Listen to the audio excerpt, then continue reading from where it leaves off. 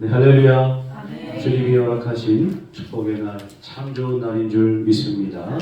오늘 예배 드리는 가운데 하나님의 뜨거운 임재와 성령의 충만한 역사하심이 함께하기를 간절히 축원합니다.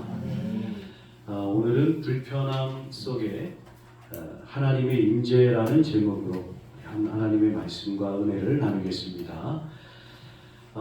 먼저 우리 이렇게 좀 저부터 인사 나누시면 좋겠습니다. 주 안에서 평안하세요 라고 인사 나누시겠습니다. 주 안에서 평안하세요. 주 안에서 평안하세요. 아멘. 여러분, 세상에서 가장 평안한 곳이 어디일까요? 이런저런 자료를 좀 찾아봤습니다. 머리가 끄덕여지는 한 대답이 있었어요.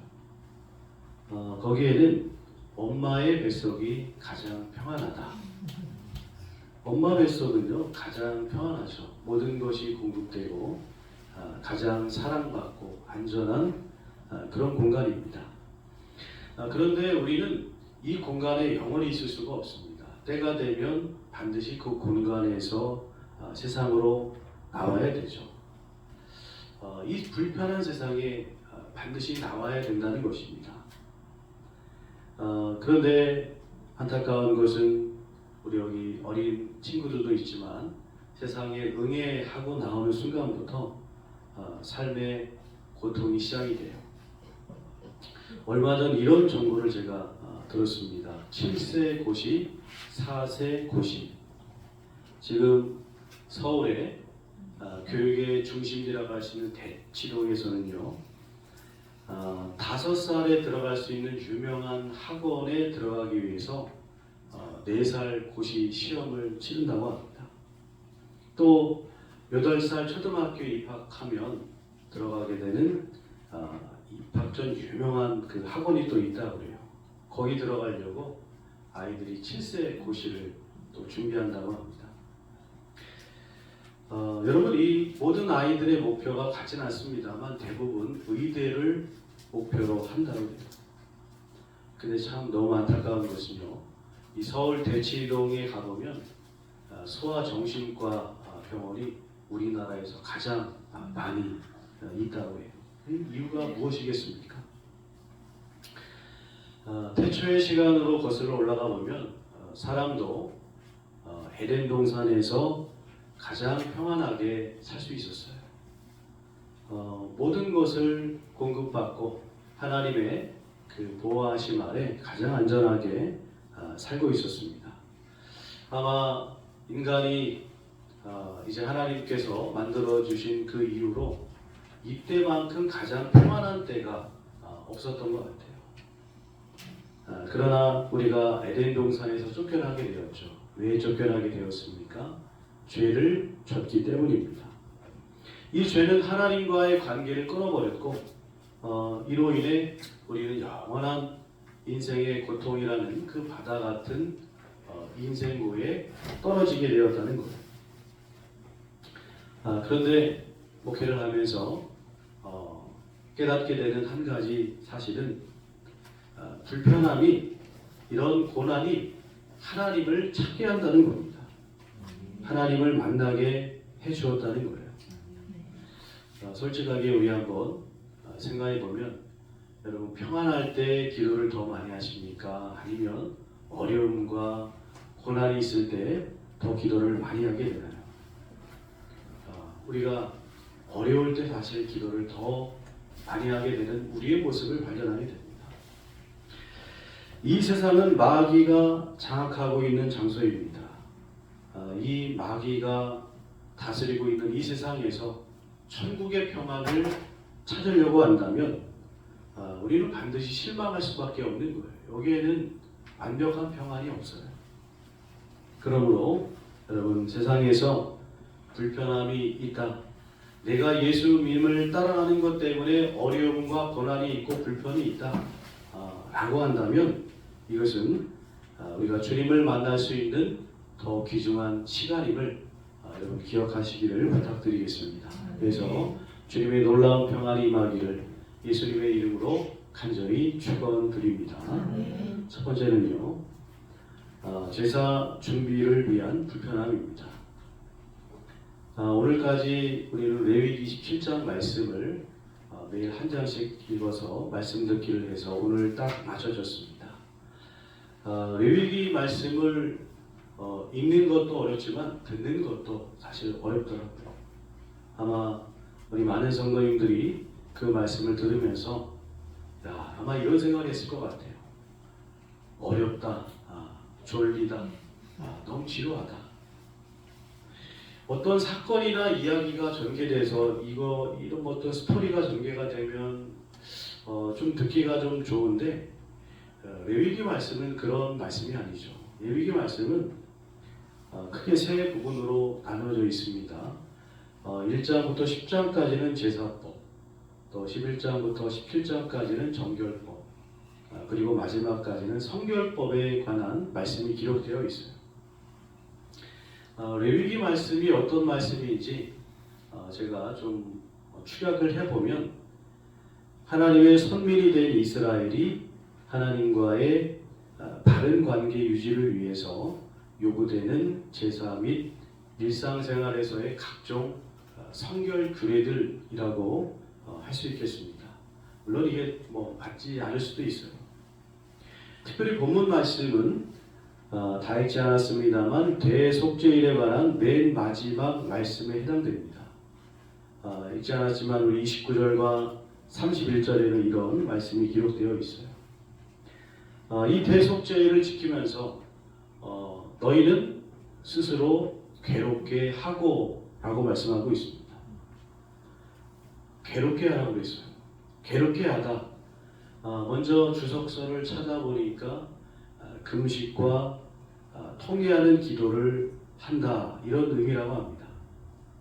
그런데 더 넓게 보자면 우리 하나님을 위해서 내가 내 삶에 좋아하는 것들을 좀 털어내고 그리고 내 마음속에 죄짓지 않도록 우리를 채찍질하고 악한 생각을 죽이고 죄된 본성을 죽이는 이러한 괴로움이 수반되어야 된다라는 것을 말하는 것이죠. 여러분, 주님 앞에 나온다는 것은 내가 세상에서 좋아하는 것들을 버려두고 나와야 하는 어떤 어려움과 불편함이 있습니다.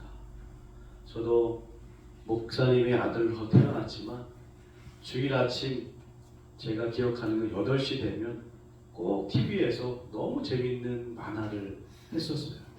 그걸 봐야 되는데 예배를 갈까 말까 하다가 아버지의 호통 소리에 이제 쪼르륵 예배로 갔던 기억이 납니다. 공부하는 학생을 예로 들어보면 주일에 교회 나와서 예배 드릴 때 분명히 그 마음 한구석에는 그런 마음이 있을 수도 있어요. 남들은 나보다 앞서갈 텐데 지금 이 시간에는 내 친구는 더 공부하고 있을 텐데 나는 뒤처지는 것 아니야? 이런 조급하고 불편한 마음이 우리 안에 있다는 거예요. 자, 그래서 오늘 본문 34절에서는 우리들에게 이렇게 말씀하고 있습니다. 이는 너희가 영원히 지킬 규례라 라고 말씀하고 있어요. 여러분, 우리가 하나님 앞에 세상과의 갈등과 괴로운 불편함을 언제까지 이렇게 가지고 살아야 되느냐? 영원한 규례라는 겁니다. 주님 만나는 그 순간까지 우리는 이거를 멈춰서는 안 된다는 거예요. 사실 우리야 레위기 말씀을 그냥 읽었지만 오늘 이 레위기 말씀이 이스라엘 백성들에게 주어진 때가 언제냐? 이스라엘 백성들이 출애굽 광야 생활할 때에 이 레위기 말씀이 주어졌다는 겁니다. 여러분, 생각해 보십시오. 가나안 땅에 들어가서도 제가 생각해 보기에는 이 제사법대로 하나님 말씀대로 순종하기가 쉽지 않았을 것 같아요. 그런데 광야 같은 척박한 상황 속에서 이 제사법대로 하나님 말씀대로 준비하고 지키는 것 얼마나 불편하겠습니까? 애굽에서 물론 준비해서 나온 물품들이 있었을 겁니다. 그러나 여러분, 시간이 지날수록 다 떨어졌겠죠. 40년 동안 광야 생활했으니 어디에서 양과 소, 염소, 레위기서 말하는 새와 여러 가지 기름과 소재를 위한 그런 준비물들을 구할 수가 있었을까요? 제가 전에 보기에는 인간적인 노력에 의해서 만약에 이것들을 구하려고 했다면 거의 불가능한 일이 가깝지 않았을까. 그런데 레위기 성경 말씀을 읽어보면 이스라엘 백성들이 광야에서 제사 지내는 것이 너무나 어려웠더라, 이런 구절은 어디에도 없었다는 겁니다. 왜 그랬을까요? 그것은 바로 하나님께서 다 준비해 주셨기 때문인 줄로 믿습니다. 여러분, 아브라함이 모리아 산에서 아들을 하나님께 드리려고 막 칼을 들었을 때 하나님께서는 아브라함과 이삭을 위해서 순양을 준비해 주셨습니다. 그러니까 사실 이스라엘 백성들은요, 하나님께 예배하는 데 있어서 자신들이 준비할 게 사실 거의 없었어요. 하나님께서 다 준비해 주시고 이스라엘 백성들은 오직 마음 다해 하나님을 사랑하며 예배하는 그것을 해야만 했다는 것이죠. 하나님께서 기뻐하시는 예배가 무엇이라고 성경에는 기록되어 있습니까? 우리 시편 51편 17절 한번 읽어보겠습니다. 하나님께서 구하시는 제사는 상한 심령이라 하나님이여 상하고 통회하는 마음을 주께서 멸시하지 아니하시리이다. 아멘. 또 한 절 읽어보겠습니다. 사무엘이 이르되 여호와께서 번제와 다른 제사를 그의 목소리를 청종하는 것을 좋아하심같이 좋아하시겠나이까. 순종이 제사보다 낫고 듣는 것이 순양의 기름보다 나으니. 한 번 더 읽어보겠습니다. 여호와께서 천천의 순양이나 만만의 강물 같은 기름을 기뻐하실까. 아멘. 저도 목회를 하면서 하나님께 이런 참 부끄러운 마음들이 많았어요.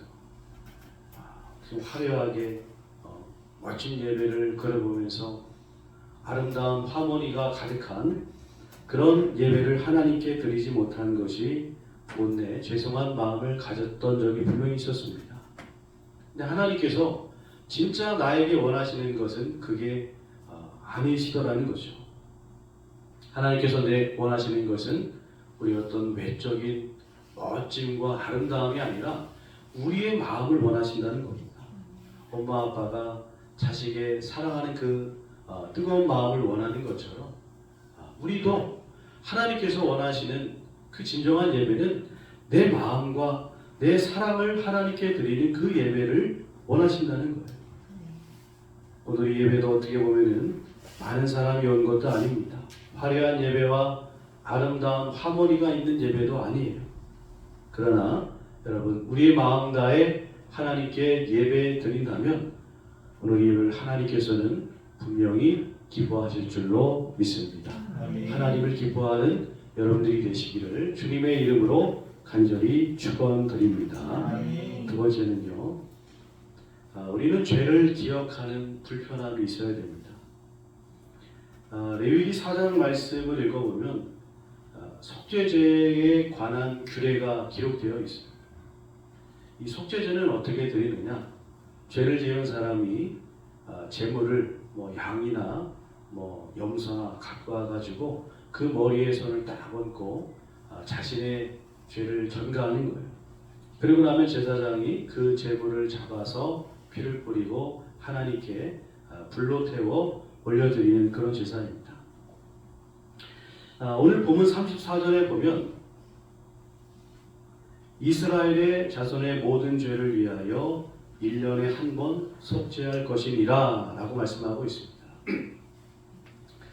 여러분 한번 생각해 보겠습니다. 1년에 한 번 우리가 대속죄를 지내게 된다면 모든 이스라엘 백성들의 죄가 이때 다 자복되어질 수 있을까요? 제가 보기에는 뭔가 좀 빠지는 게 좀 많지 않을까.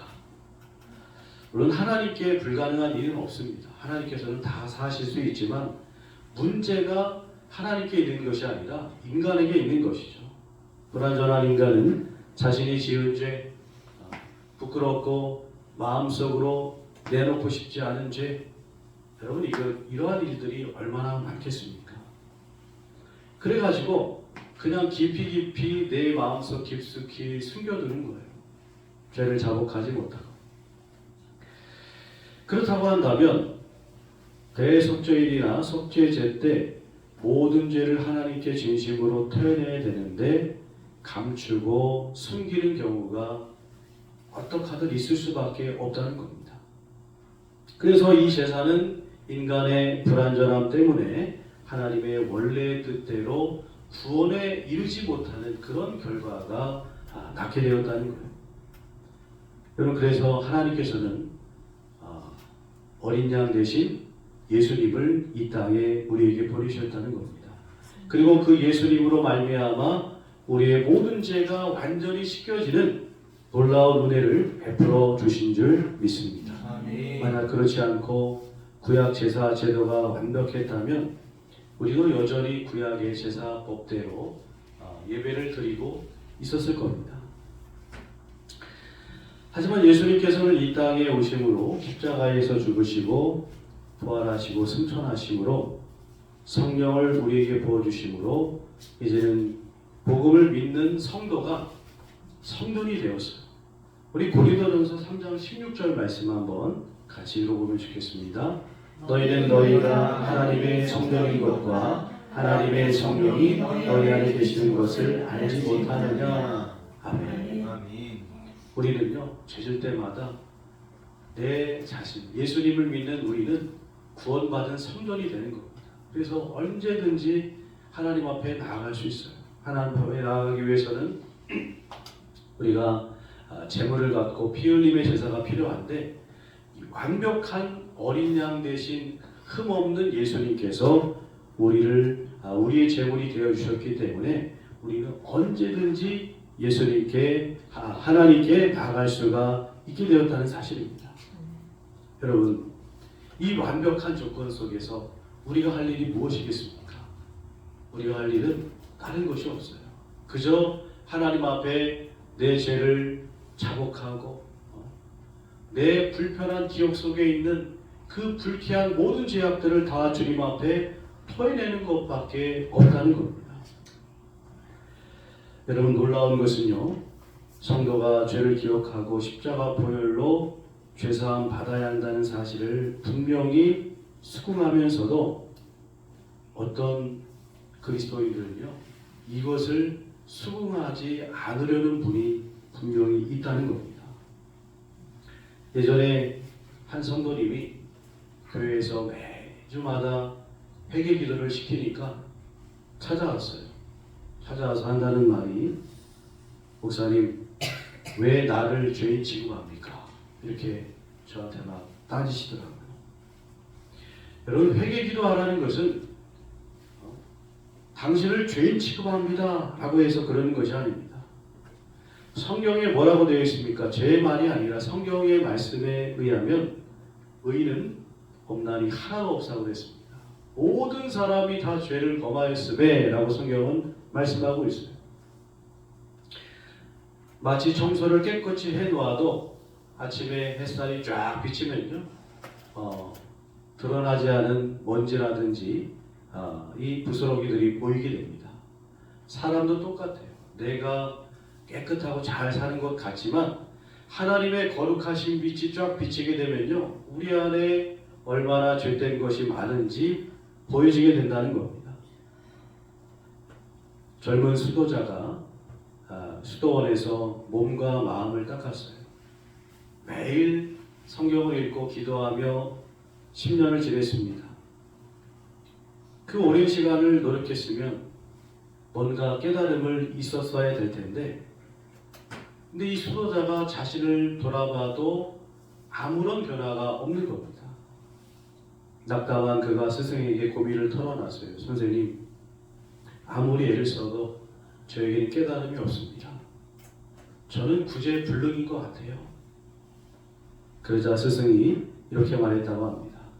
자신이 구제불능이라는 걸 아는 것보다 더 큰 깨달음은 없다네. 여러분, 우리가 하나님 앞에 내가 죄인임을 아는 것, 그리고 그 죄인임을 알아갈 때에 하나님이 나이가 얼마나 절실하게 필요한지를 우리는 깨닫게 되는 거예요. 여러분, 내 마음속에 불편한 죄악들, 그래 내가 죄를 졌지, 그래 내가 이러한 사람이지, 이러한 기억들이 우리 안에 막 떠오른다면 여러분, 그것은 우리가 지금 하나님 앞에 서 있고 내가 하나님을 너무나 필요로 하다라고 하는 증거인 줄로 믿습니다. 세상에서는요 이렇게 말해요. 왜 자존감을 깎아내리냐고, 왜 당당하게 살으라고, 담대하게 살아라고 이렇게 우리들에게 이야기합니다. 그러나 우리 그리스도인은 세상에 서 있는 것이 아니라 하나님 앞에 서 있는 줄로 믿습니다. 여러분, 하나님 앞에 서 있으면서도 내가 의인입니다 라고 한다면 이것만큼 교만한 모습이 어디 있겠습니까? 우리는 다 죄인입니다. 그리고 십자가 앞에 나와 우리의 죄를 다 토해내야 됩니다. 이것이 불편할 수도 있어요. 그러나 그것이 하나님께로부터 우리가 은혜를 받는 길이고 살고 생명을 얻는 축복의 길인 줄 믿습니다. 오늘 이 시간 우리의 불편한 모든 죄의 기억들을 주님 앞에 다 토해내고 완벽하게 보혈로 깨끗함을 받는 은혜의 시간이 되시기를 예수님의 이름으로 간절히 축원드립니다. 세 번째는요, 순종하기 위한 불편함이 필요합니다. 극동방송의 이제 이사장이신 김장한 목사님이 계시죠. 한국교회에 큰 영향력을 끼치신 분입니다. 이분이 미군의 도움으로 미국에서 신학을 공부하게 되었죠. 거기서 트루디 여사를 만나서 결혼하게 되었어요. 그리고 첫 아들을 낳게 됐습니다. 아들을 낳고 이름을 줘야 되는데 이름이 그 옛날만 하더라도 돌림자를 다 써야 됐습니다. 원래 저도 복자를 저도 이제 복자란 그 돌림자를 써서 원래 이름이 준용이 아니라 원래는 용복이었다고 합니다. 제가 생각해 보니까 얼마나 다행인지 몰라요. 그 이름이 안 됩니다. 김장한 목사님도 아들을 낳고 이름을 줘야 되는데 돌림자가 순자였다고 해요. 순자. 그래서 고민하던 끝에 하나님께 순종하는 사람이 되라 그래가지고 순종이라고 이름을 줬다고 합니다. 그래서 어머니께 기쁜 마음으로 어머니 제가 아들 이름을 순종으로 줬어요.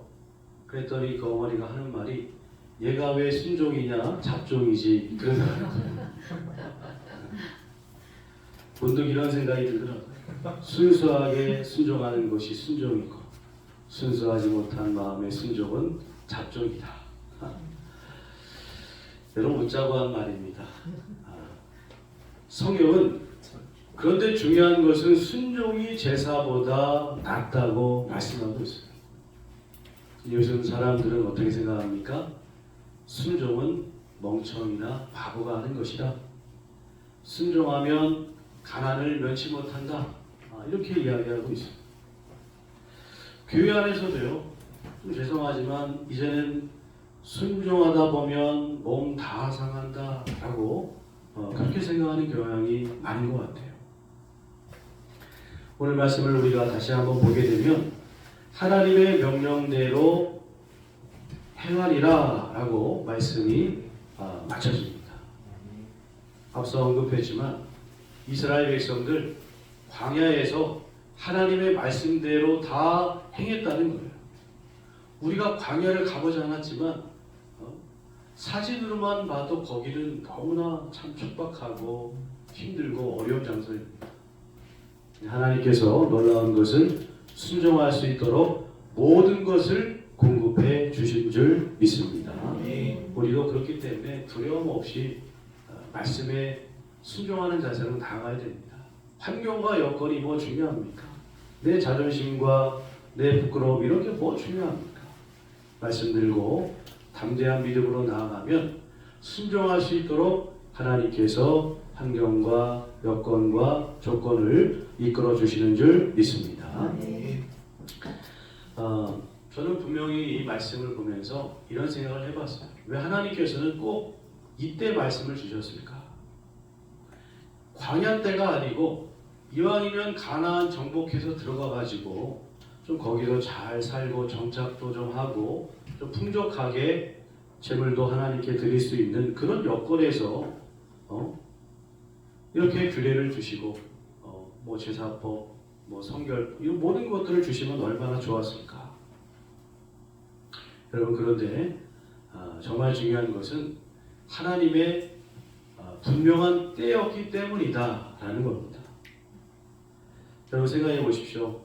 가나안 땅에 들어가서 거기서 우리가 하나님의 말씀대로 온전히 순종하기가 좋을까요? 아니면은 아무것도 없는 이 광야에서 하나님 말씀에 순종하기가 훨씬 좋을까요?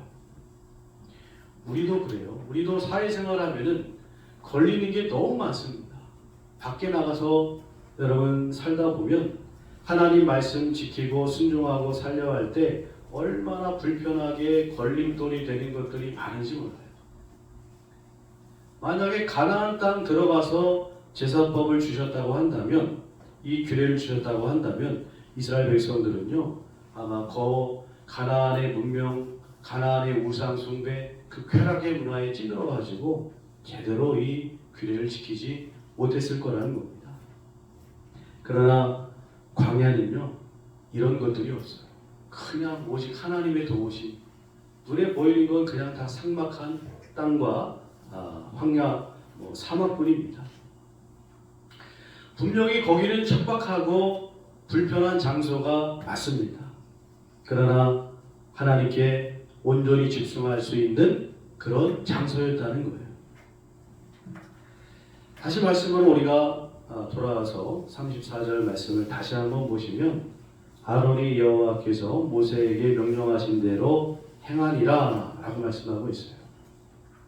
여러분 하나님 말씀대로 행하는데 하나님 말씀 따라 살아가는데 내 인생에 내 삶에 내 신앙에 걸림돌이 얼마나 많이 있습니까? 불편함이 있으십니까? 그렇다면 오늘 하나님께 우리가 감사하시기를 부탁드리겠습니다. 왜냐하면 마귀의 유혹보다 그래도 불편함이 훨씬 더 낫다는 거예요. 가나안 땅에 들어가서 죄 많은 이 세상 속에서 불편함, 마귀 유혹 받아서 멸망길을 가는 것보다 그래도 불편함이 저는 훨씬 더 낫다고 생각을 합니다.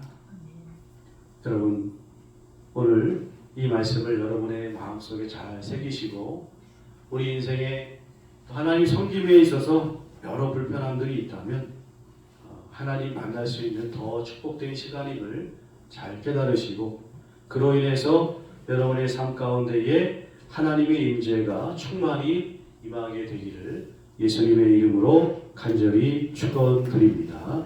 기도하겠습니다. 하나님